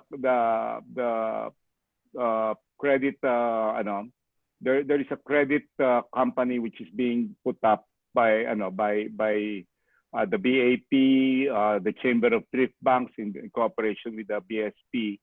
That credit agency should be able to track also the credit history of people, companies, and corporations. So building a credit is very important in the way of how you treat your credit cards. Like for example, during the pandemic, there were people who were still paying their credit cards on time. That's why the immediate response of credit card companies is to double up your credit available for you. Another thing is, as I've said, treat every credit that as if your name is on it. Because if you don't treat it as such, then when credit will start to be monitored regularly, you might not be able to access credit. So if you are not able to pay it, be able to address it at once. And second, which is I think the more important, do not spend what you do not earn. Because that is the start of credit problems. Ginagastos mo na, hindi mo pa kinikita. Tapos ang mangyayari, uutang, pambayad ng utang. Pag ganun, nagkikreate ka lang ng bundok na palaki ng palaki. Dito? Okay. Your thoughts, Mr. Nasabi Gomez? mo na lahat, Mr. Abante. Pero simple payo ko na lamang, no? In fact, this is also my advice to my children. Pay your credit card on time. Yeah. And yes, only spend within your means. And that would only mean that you likewise have to save. Save for the rainy days, ika nga nila. So that you are always able to preserve your name, as Mr. Labante mentioned. Because the greatest or the best credit standard that one can have is to have a clean name as far as payments are concerned. Yeah. And I think that is one trait that Chinese Filipino businessmen take to heart, especially when it comes to terms in business, no? So, okay, anybody here can answer. One of the questions here is, when can you accept online check deposit? As of now, there are only 2 banks which already have this function, or at least this offer. Do your banks offer online check deposits? In fact, Not yet. I think AUB Dito here can answer that for you. yes, in fact, this is being developed by our IT now, and most likely it will be available within the year. So the answer is yes, we can start accepting check deposits online. Okay. Okay, one question here is from someone who is not too familiar with long-term investments, no?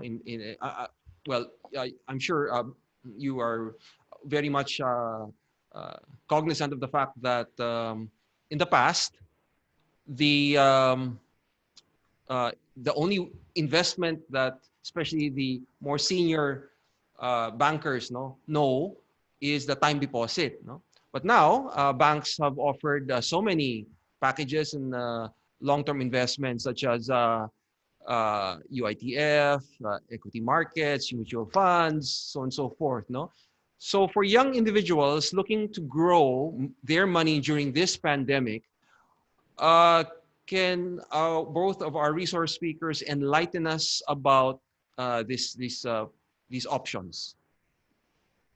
Well, mauna muna ako sa iyo, Mr. Abante, this time. As far as investments are concerned, no, in AUB, what we do is we have this client suitability assessment when asking our clients what type of investment he wants to go into. Some of the questions that we ask, for instance, is what is your key investment objective? Another is how important is the liquidity to you? Another is how would you consider your investment knowledge or experience in the kind of product that you are investing in? Are you prepared to take risks on your capital, or do you just want to preserve your capital? So you preserving the capital, you have this time deposit. If you want a minimal risk, probably you can go to bonds. But if you want high risk, high returns, you can also go to the stock market. So it really depends on your investment objective. Mr. Avante, do you have you want to add to that? You're on mute.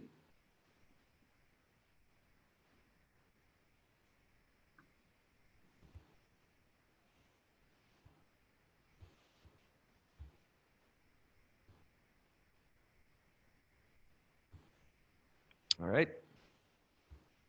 Hello. Do you hear me now? Yes, Mr. Okay. Avante, yes. Okay. Yeah. To what my friend Mr. Gomez has been saying, investment comes first on what is your purpose. Is the money something that is available for a longer period or a short period? That dictates what investments you should be doing.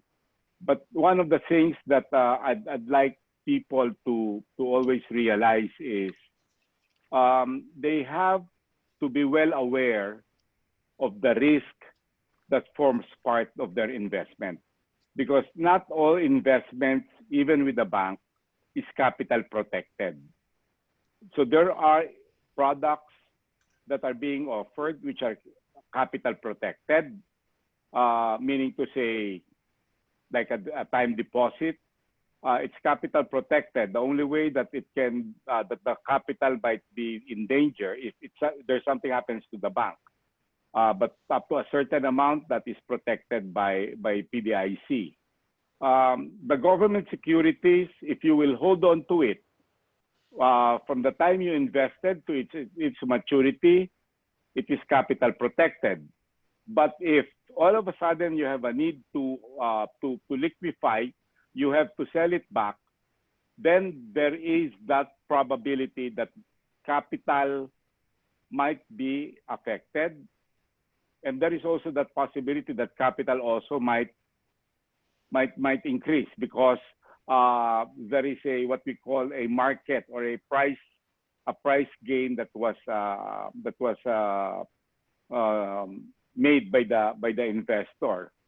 So in doing so, one of the best that I always tell people is to ask your sales officer from the bank to explain to you what the product is. It should be on a rate, meaning the yield, as to how is their capital protection, how can you monitor the investment that you made. Especially you mentioned about UITF.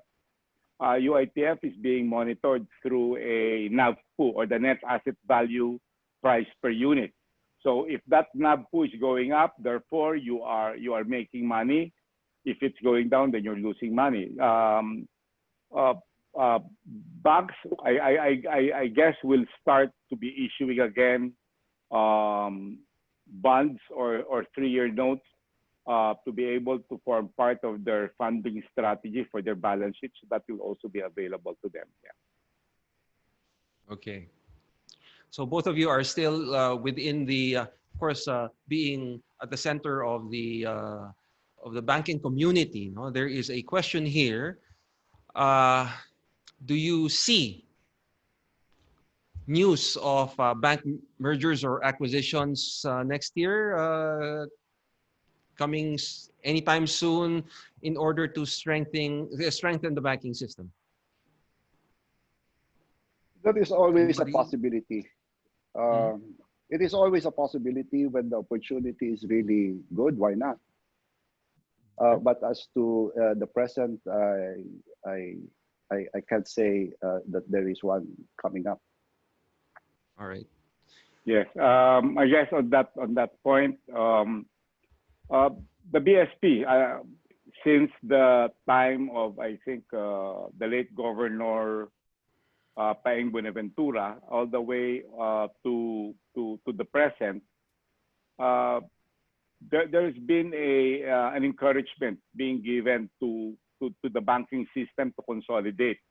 Obviously, when banks consolidate, it will involve bigger capitalization, which is now what banking is. Banking is building capital through your earnings or building capital through further raising of capital in the market. I agree with what Mr.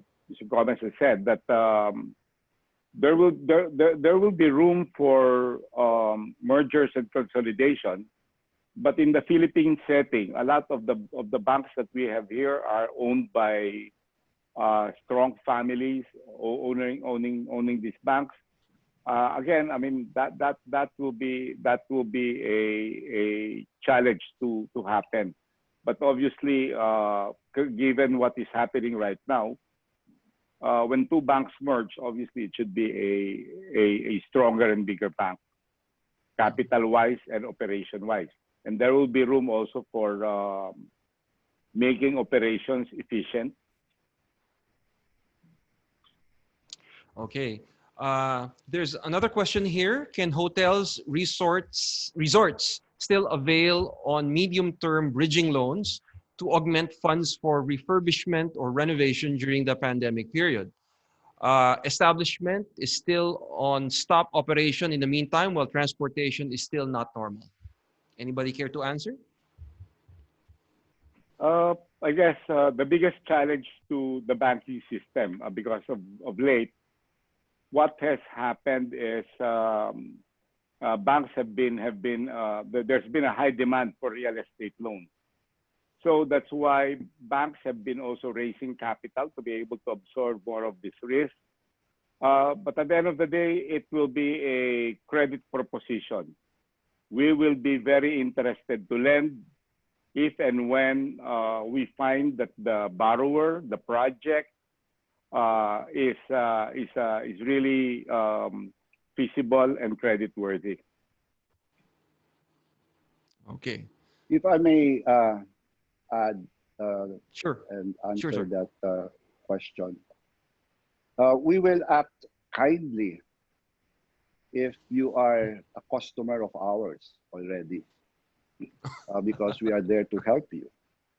But given this crisis, as Mr.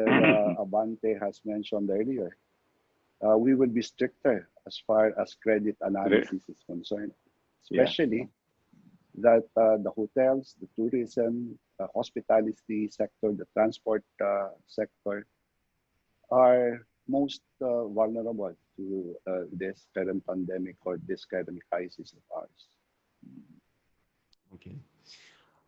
There was one person who commented here, maybe he observed that AUB and the Philippine Business Bank stocks are both trading below book value in the PSE.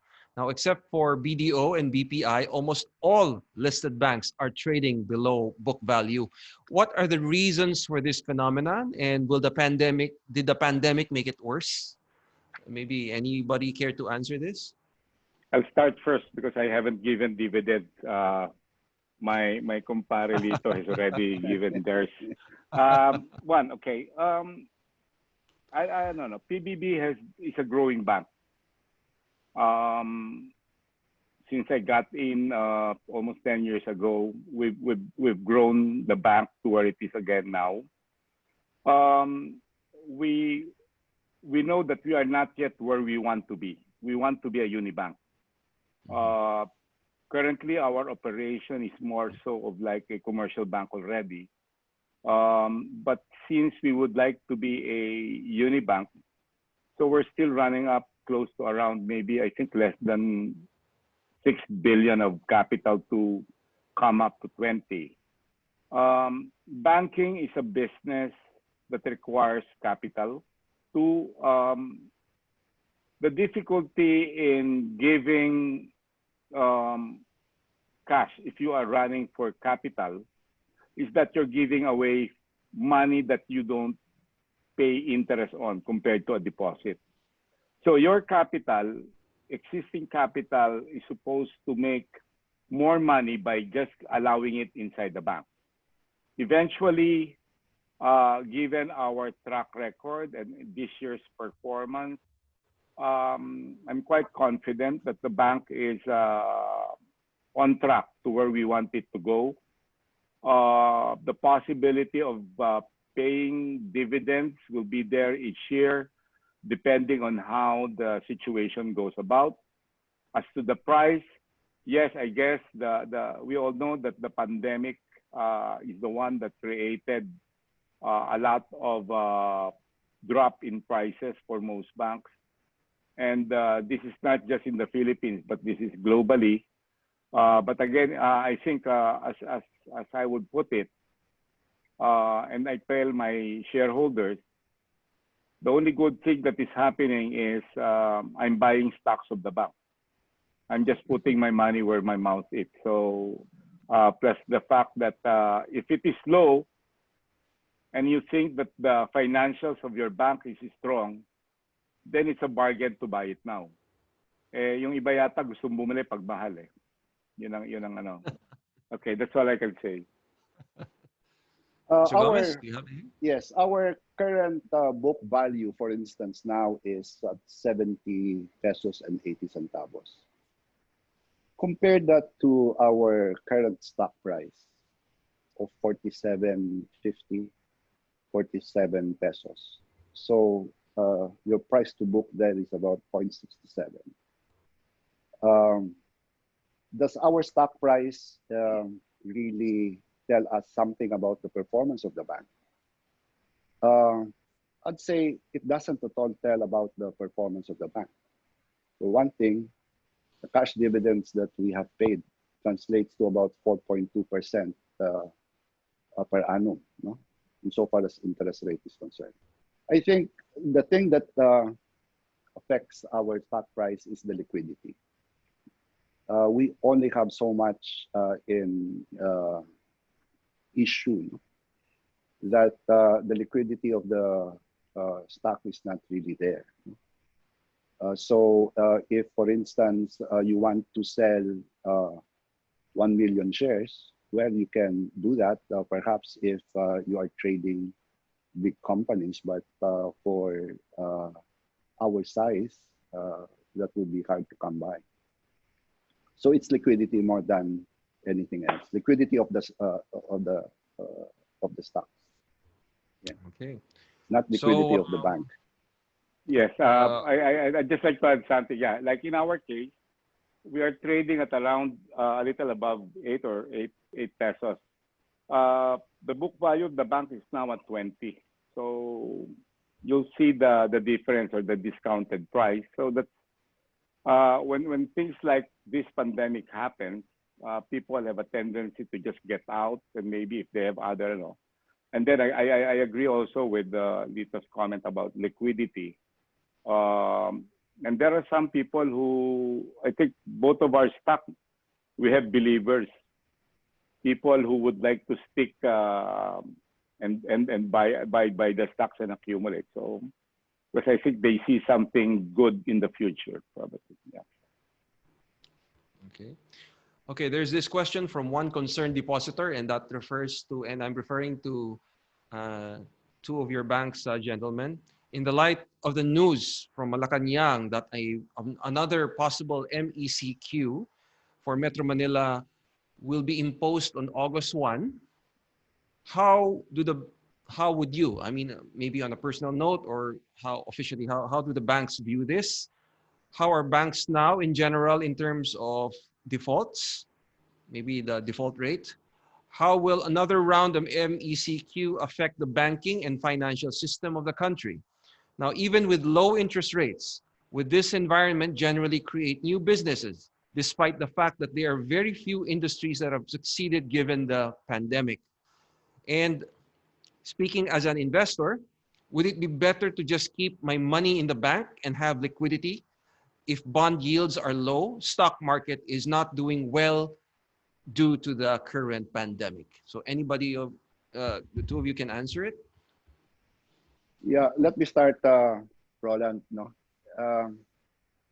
the question on whether to reimpose the ECQ once again is really a matter of it's a health concern, and as a result, you have this containment, which also is the primary reason why our economy is contracting, because businesses are not as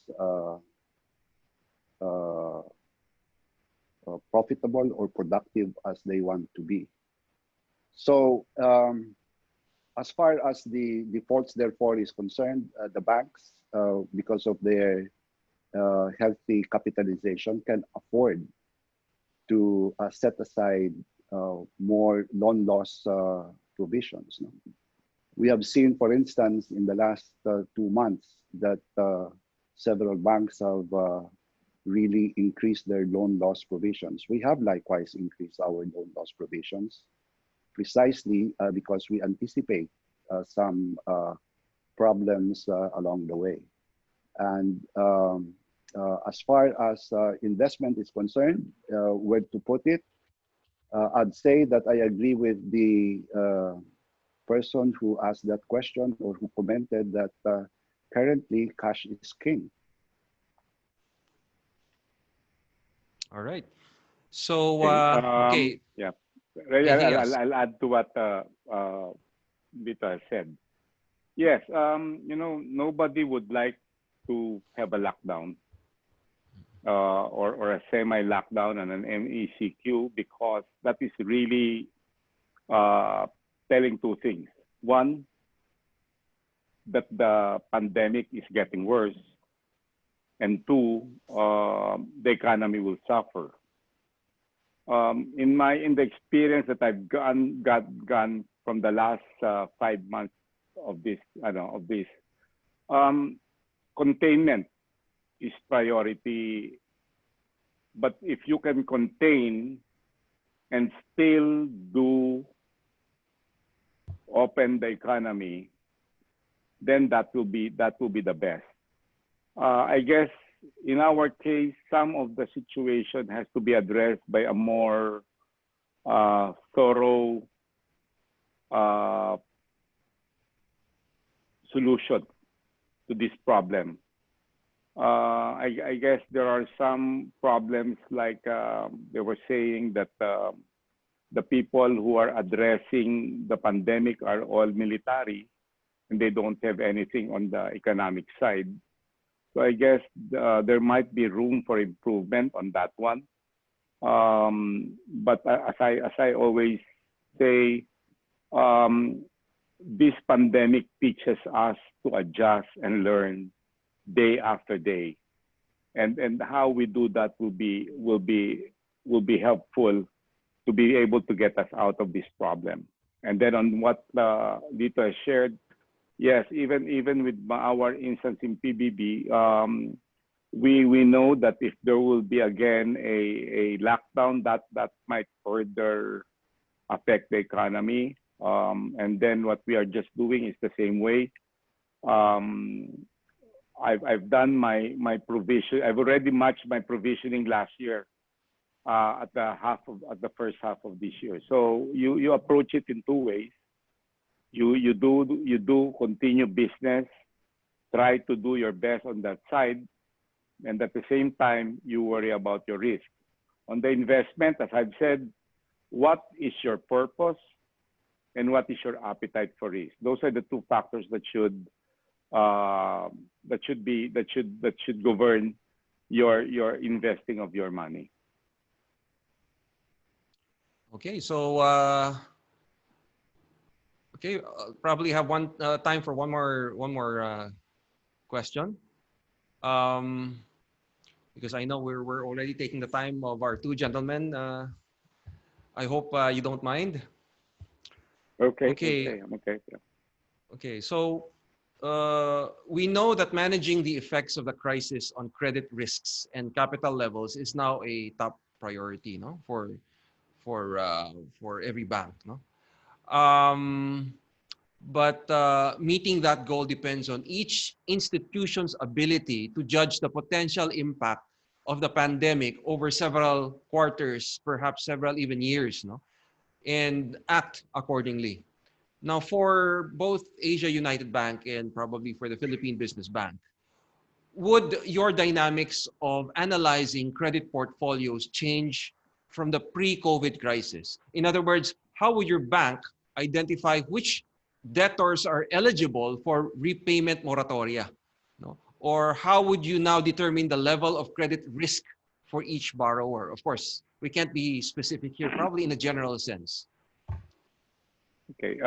In our case, as soon as the pandemic started, I already requested my lending heads to already identify what are the industries that will benefit and what are the industries that will be suffering from this crisis.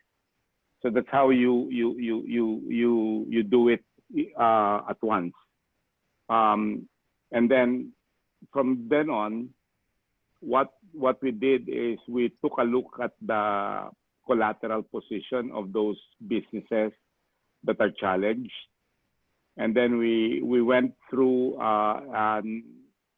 taking a look at we did an account review to categorize which is still a good credit, which is the ones that will be on the watch list, and the ones that are, as we see it, that might be in danger or in need of further assistance or extension.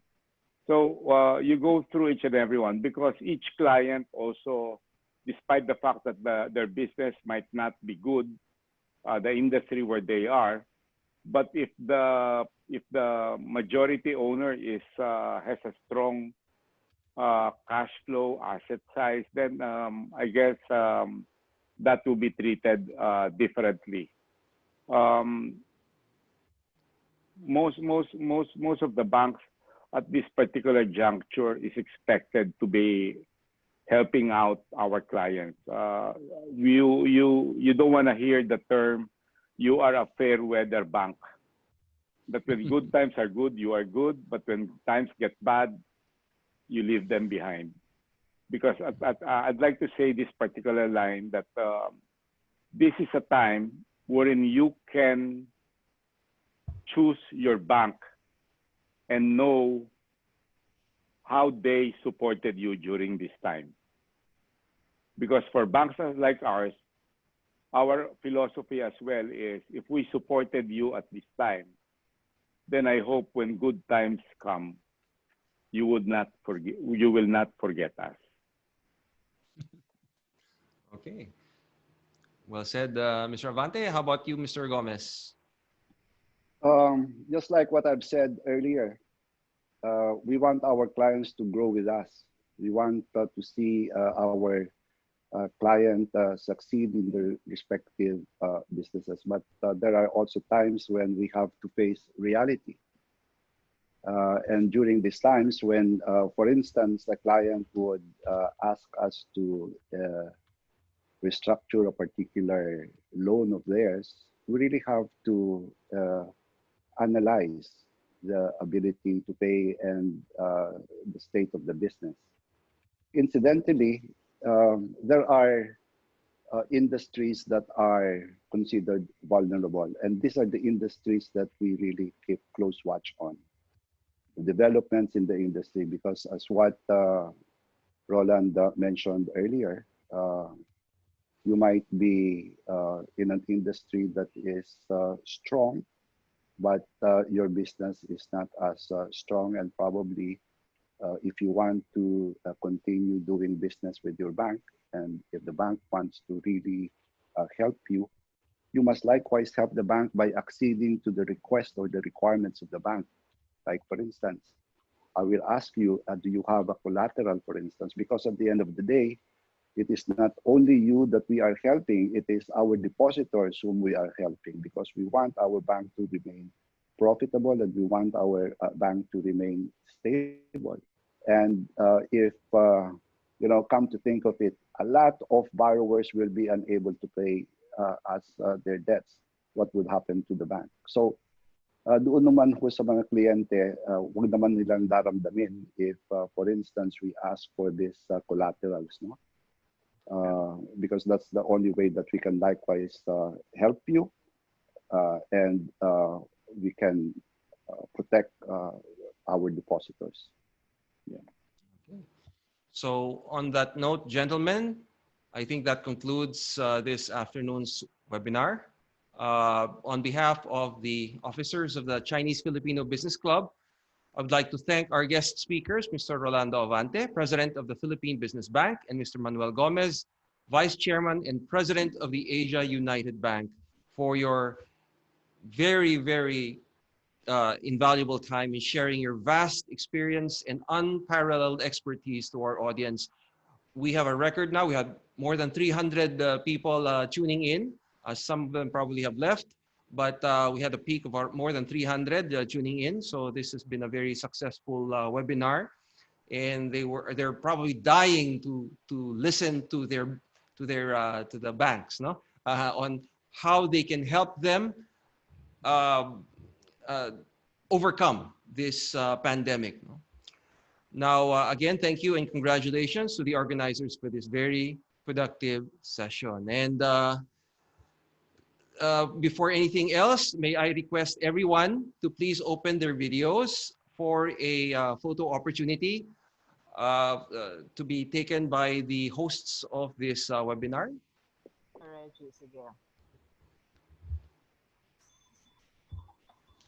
Okay. All right. Okay. Ready? So, ready? 1, 2, 3. Okay. Okay, okay na? Next pa po, next page. Okay, next page. Next. Yan po. Okay. 1, 2, 3. Okay. Okay, next page. Okay. Okay. 1, One. 2, 3. Again, next page. Daming pages to. Siguro may 1,000. 1, 2, 3. Next. Okay. 1, 2, 3. Ma'am Judith, I think you should be the one to to cue us. Sige, sige. Okay. So, kayo nang bahala. Kung okay na. Last na po, sir, last. 1, Okay. 2, 3. Okay na po. Thank you, sir. All right. Thank you very much. everyone. Okay. Thank Thank you. you. So to those who have thank you. attended the webinar, thank you very much. We hope that you've learned a lot from our speaker's presentation. I know I did. No? So I hope that you will join us again for the next time for another webinar series by the Chinese Filipino Business Club. Now, for those of you, again, who wish to be part of the Chinese Filipino Business Club as members, contact details shall be flashed at the end of this session. Okay, so 这是你们的主持人 Reggie Yu 李尚强. Again, this has been your host Reggie Yu. 感谢你们参加今天下午的研讨会. So good afternoon and enjoy the rest of the day, everyone. Okay, thank you very much to our speakers and thank you everyone for your participation. Thank you. Thank you.